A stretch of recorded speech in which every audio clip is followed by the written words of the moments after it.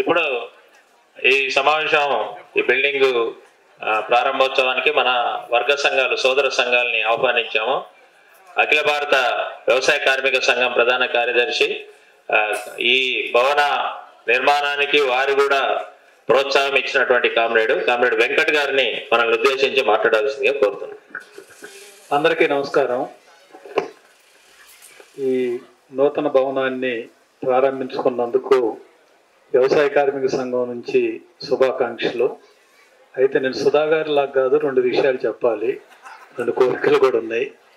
ఎందుకనంటే ఈ పాత భవనంతో మాకున్న అనుబంధం అంటే సిఐటి ఎలా ప్రత్యేకంగా ఉండగలిగింది అనేది, ఈ పాత భవనంలో 3 సంవత్సరాల పాటు మార్క్స్ రాసినటువంటి క్యాపిటల్ 3 గ్రంథాలని తెలుగులో సిఐటితో కలిపి మేము స్టడీ సర్కిల్ నిర్వహించుకున్నాం.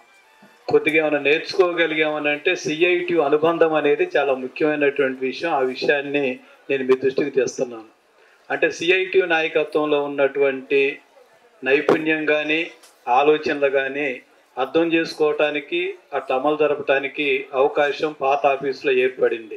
కాబట్టి మీ నాయకత్వాన్ని కోరేది, సిఐటి ఆఫీస్ అంటే ఒక సిఐటి ఆఫీసే కాదు, ఇది మొత్తం శ్రామిక వర్గానికి కేంద్రంగా ఆఫీస్ ఉండాలి, అభివృద్ధి చెందాలని నేను కోరుతున్నాను. రెండవది, వ్యవసాయంలో వస్తున్న మార్పుల వల్ల ఏ ఒక్క వర్గం స్వతంత్రంగా పనిచేస్తేనే సమస్యల పరిష్కారం కావు, అందరం ఉమ్మడిగా పనిచేయాలి. కాబట్టి దేశవ్యాప్తంగా సిఐటియు, రైతు సంఘం, వ్యవసాయ కార్మిక సంఘం ఇలాంటి ఉత్పత్తి వర్గాలన్నీ కూడా ఏకంగా పనిచేస్తూ ఉన్నాయి.